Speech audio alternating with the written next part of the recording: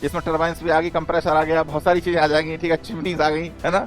उसका 8 to 10% मतलब 10 से 15 क्वेश्चन आता है। अगर आपने 60% क्वेश्चन भी ठीक कर दिए ना, 60 to 70% क्वेश्चन ठीक किए, तो आपका सिलेक्शन ही हो जाना है।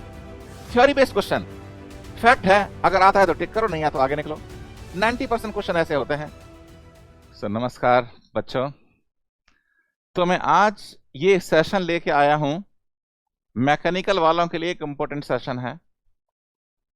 आई एम डॉक्टर स्वदेश Singh, x IAS officer 98 batch, और मैं बच्चों को गाइड कर रहा हूं since last 25 years. This is the 26th year 2000 I started. तो 25 साल से जो मैंने ES वाले बच्चों को पढ़ाया है, it is called engineering services examination, ESE, but popularly known as IES। पर अगर UPSC देखेंगे तो IES is having different abbreviation, okay ना, इंजीनियरिंग सर्विसेज एग्जामिनेशन ESE। तो इसके बहुत सारे सेशन हमारे PW के फैकल्टीज ने ऑलरेडी कर रखे हैं। पेपर का स्ट्रक्चर क्या होता है, अप्रोच क्या होनी चाहिए। ये पर्टिकुलर सेशन स्पेसिफिकली मैकेनिकल वालों के लिए है, प्रीलिम्स के लिए। तो जो प्रीलिम्स में जो टेक्निकल सब्जेक्ट होगा उसमें 150 क्वेश्चंस होंगे। तो over the period of many years her particular topic का वेटेज क्या होता है उसमें, उसका आज डिस्कशन करेंगे। थोड़ा सा उसमें थोड़ा डिटेल बताऊंगा मैं आपको। तो इंजीनियरिंग सर्विसेज में 2 पेपर होते हैं, पेपर 1 पेपर 2। मेंस की बात करें तो पेपर 1 के टॉपिक थर्मो रिलेटेड हैं, और पेपर 2 के जो टॉपिक्स हैं related to production engineering, material science, SOM etcetera. Civil services में ये उल्टा होता है, ये कंटेंट जाता है पेपर 1 में और ये कंटेंट जाता है पेपर 2 में, सिविल सर्विसेज में। तो जनरली जो सब्जेक्ट टीचर पढ़ाता है उस टीचर को बूस्ट करने की कोशिश करता है, पर यहाँ पे मैंने न्यूट्रल अप्रोच ली है। क्यों?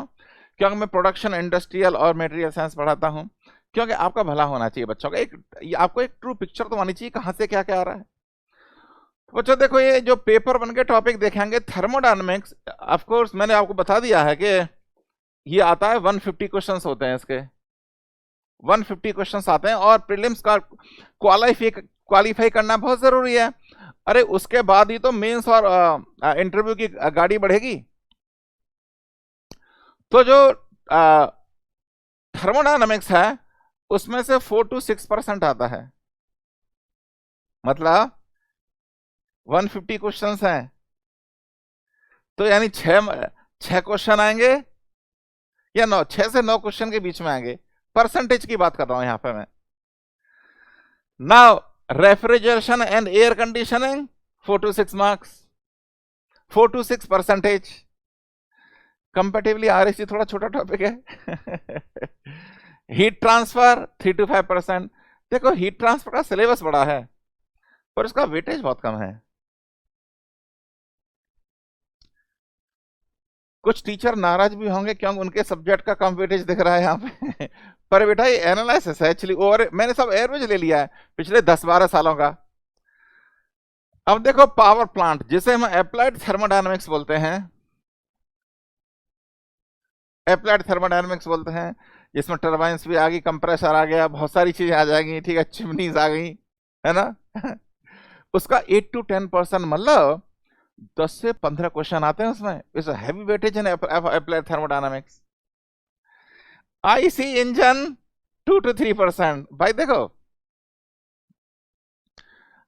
जो अच्छे इंस्टीट्यूट्स वगैरह है ना, लाइक बिट्स पिलानी है, ये IC इंजन का पहले 5 यूनिट होती थी एक सब्जेक्ट में। तो 5 यूनिट में तो पता है क्या किया है, 2 यूनिट IC इंजन की, 3 यूनिट इलेक्ट्रिक व्हीकल्स की। तो ये जो IC इंजन है वो धीरे धीरे फेस आउट हो रहा है। Newer and newer technologies are coming up, hydrogen propelled vehicles, electric vehicles. तो आप देखेंगे कि हो सकता है कि अगले 1-2 सालों में IC इंजन फेस आउट हो जाए। मैं आपको एग्जाम्पल देता हूं, जब हमने इंजीनियरिंग की थी 93 93 97 बैच में एएमयू से, वहां पे मैं गोल्ड मेडलिस्ट था, यूनिवर्सिटी टॉप किया था मैंने उसमें। तो हमें स्टीम इंजन भी पढ़ाया जाता था, स्टीम इंजन पढ़ाया जाता था उस टाइम पे हमें as a part of syllabus. उसकी 2 यूनिट हुआ करती थी कि जैसे स्टीम इंजन चल रहा है तो एक पीरियड के बाद ढक ठक ये ट्रैक पे थोड़ा इंपैक्ट लोड डालता है, तो पूरा एनालिसिस पढ़ा था हमने। पर स्टीम इंजन्स आर डिफंक्ट तो कोई किसी यूनिवर्सिटी में किसी में नहीं पढ़ाया जाता स्टीम इंजन, वो आपकी आर्काइव्स में चला गया है। अगर किसी को पढ़ना है तो बुक्स हैं, पर सिलेबस में नहीं पढ़ाया जाता। तो 2-3 सालों के बाद देखेंगे जो आईसी जो है वो आर्काइव्स में चला जाएगा ऐसा होने वाला है एक्चुअली। और electric vehicle, hydrogen propelled vehicle, इसकी पढ़ाई होगी फिर, ठीक है ना। तो मैं आपको पता है वेटेज एनालिसिस क्यों कर रहा हूं मैं इस प्लेटफॉर्म पे, क्योंकि गेट का एग्जाम के बाद प्रिपेयर करेंगे तो आप उन सब्जेक्ट पे ज्यादा फोकस करें जिसका वेटेज ज्यादा है, क्योंकि हमें पहले तो प्रीलिम्स क्वालिफाई करना है ना। तो जिनका वेटेज ज्यादा है उन पे ज्यादा फोकस करें। फ्लूइड मैकेनिक्स 8 to 10%, मतलब 15 क्वेश्चन, 10 से 15 क्वेश्चन के बीच में आएंगे, बहुत ज्यादा हैवी वेटेज है इसका। Fluid machinery only 4 to 5%। अब देखो जो नई नई टेक्नोलॉजी है उसका ज्यादा वेटेज होता है, जैसे गेट में एडिटिव मैन्युफैक्चरिंग के क्वेश्चन आने लगे हैं पहले सिलेबस में नहीं था, अब ऐड हुआ है, इस साल भी आएगा शायद उसका। तो रिन्यूएबल एनर्जी जो है उसमें 8 to 10%, 10 से 15 क्वेश्चन आते हैं रिन्यूएबल एनर्जी के तो जो एडवांस, क्योंकि जो यूपीएससी है they are also in tuning with the advance technologies. तो इसमें देखो पेपर 1 में कौन कौन से हॉट टॉपिक्स हैं, renewable energy, power plant, fluid mechanics, आप इन्हें छोड़ नहीं सकते।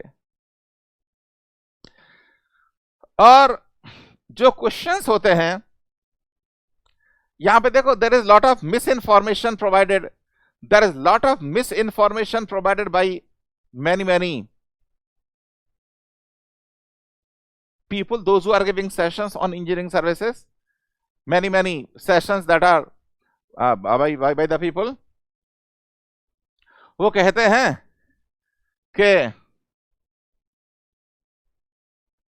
बहुत सारे न्यूमेरिकल आते हैं जो सॉल्व नहीं होते कैलकुलेटर से। बच्चे देखो ऐसा होता है, आप मिस इन्फॉर्मेशन में मत रहो। 90% जो क्वेश्चंस होंगे ना, 90% जो क्वेश्चंस होंगे वो बेस्ड होंगे, अगर आपको आता है टिक करो, नहीं आता है तो पतली गली से निकल लो, fact based. 90% question,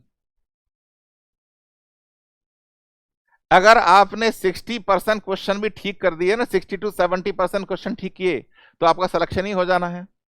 theory based question, fact है, अगर आता है तो टिक करो, नहीं आता तो आगे निकलो। 90% क्वेश्चन ऐसे होते हैं। 10% क्वेश्चन जो होते हैं, मतलब 10 से 15 के बीच में, या तो उसमें छोटी सी कैलकुलेशन इन्वॉल्व होगी, छोटी सी कैलकुलेशन निकल जाएगी। मैं मानता हूं कि कभी कभी जो पेपर सेट कर रहा है ना, वो भावना में बह जाता है पेपर जो बना रहा है, हमने भी पेपर बनाए कुछ कुछ किसी के, ऐसे सेशंस में बिल्कुल नहीं बताएंगे हम, वो भावनाओं में बह जाते हैं। तो मैं एग्री करता हूं, बिल्कुल एग्री करता हूं, 10 में से 5% जो क्वेश्चंस होते हैं, मतलब 7-8 क्वेश्चन, ज्यादा नहीं, उनमें हैवी कैलकुलेशंस इन्वॉल्व होती है। आप क्योंकि कैलकुलेटर तो प्रीलिम में अलाउ होता नहीं है, तो आप कितना भी ट्राई कर लो वो आपसे सवाल बनेगा ही नहीं।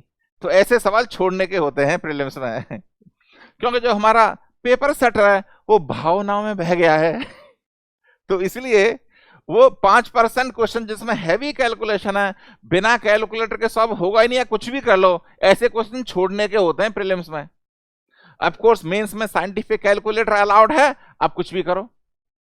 ना कम्स टू पेपर 2 सॉम, देखो सॉम 8 to 10%, बहुत इंपॉर्टेंट टॉपिक है सर। और हमारे यहाँ फैकल्टी भी चैंपियंस हैं, हमारे यहाँ पीडब्ल्यू में बहुत अच्छे फैकल्टी हैं। लोग ये भी मिस इन्फॉर्मेशन प्रोवाइड कर रहे हैं कि हमारे यहाँ सिर्फ गेट के फैकल्टी हैं, ईएस के फैकल्टी नहीं है। गलत। हमारी लेक्चर देखो, मैकेनिकल में हर टॉपिक में ईएस का कंटेंट दिया हुआ है। मैं तो अपनी क्लास में बता देता हूं भैया, जैसे इंडस्ट्रियल है, इंडस्ट्रियल में बहुत सारे टॉपिक ऐसे हैं गेट में नहीं है। क्वालिटी कंट्रोल इतना लंबा टॉपिक है, वैल्यू इंजीनियरिंग है, वर्क स्टडी है, मेथड स्टडी है, गेट में नहीं है आजकल। पहले सिलेबस में थे 2014 से पहले। पर मैं क्या करता हूं, बच्चों से बता देता हूं भैया, जो गेट की तैयारी, ईएस की तैयारी कर रहा है तो वही बैठे, बाकी सब भाग जाओ। मैं ईएस का सिलेबस कराने वाला हूं और हम क्वेश्चंस भी कराते हैं, ईएस के क्वेश्चंस भी कराते हैं, पीवाईक्यू के फंडे भी बताते हैं। हम ईएस का कंटेंट देते हैं ईएस के बैचेस में, ये गलत इंफॉर्मेशन है। तो सॉम हमारे चैंपियन फैकल्टी और सिग्निफिकेंट कंटेंट। डिजाइन का थोड़ा सा कम वेटेज है, इंडस्ट्रियल का अराउंड 5 to 6%, मतलब यानी 8-9 क्वेश्चन से ज्यादा नहीं आते इंडस्ट्रियल के, पर इजी होते हैं। थ्योरी हमने इंडस्ट्रियल के क्लासेस में थ्योरी बहुत जबरदस्त डिस्कस कर रखी है ना। इसमें सबसे बड़ा बेटा प्रॉब्लम क्या है, जो प्रोडक्शन है, प्रोडक्शन का बहुत अथाह सिलेबस है, पर प्रीलिम्स में वेटेज कम है इसका, हार्डली 4 to 8%। मतलब 7 से 10 क्वेश्चन, 7 से 10 क्वेश्चन ही आते हैं प्रोडक्शन से, combined everything, welding, casting, cutting, forming, metrology, सब कुछ मिला के। मटेरियल साइंस यहाँ पे अलग अलग सब्जेक्ट है। ऑफ कोर्स मटेरियल साइंस का सिलेबस भी ज्यादा है यहाँ पे। करोजन हो गया, करोजन, कुछ लोग तो हवाबाजी करके चले जाते हैं, हम बहुत डिटेल में पढ़ाते हैं। करोजन हो गया, पॉलीमर हो गया, सिरेमिक हो गया, कंपोजिट हो गया, नैनो हो गया। ये सिर्फ आईईएस के रिलेटेड टॉपिक हैं और एग्जाम में आते हैं। तो मटेरियल साइंस का 8 to 10%, मटेरियल साइंस का वेटेज बहुत ज्यादा है। और हमने जो पीडब्ल्यू में कराया उसमें से 90% उसी में से आएगा सब ईएस का। TOM 8 to 10%, again TOM is another important topic. Robotics mechatronics is also a very important topic. तो देखो, अगर देखा जाए प्रीलिम्स निकालने का मैकेनिकल में सूत्र क्या है, इसे करो, इसे करो, इसे करो, इसे करो, इसे करो, इसे करो, इसे छोड़ नहीं सकते। अब फॉर एफएमबी अगर टाइम बचे तो बाकी भी करो। तो बेटा प्रीलिम्स में थोड़ा हमें स्ट्रेटेजिकली एक्ट करना पड़ता है। प्रीलिम्स में हमें स्ट्रेटेजिकली एक्ट करना पड़ता है। जो इंपॉर्टेंट है और जिसमें से इजी क्वेश्चन आ रहे हैं उसे पहले धरो। और अगर 60 to 70% कर दिया तो ये अच्छा स्कोर होता है।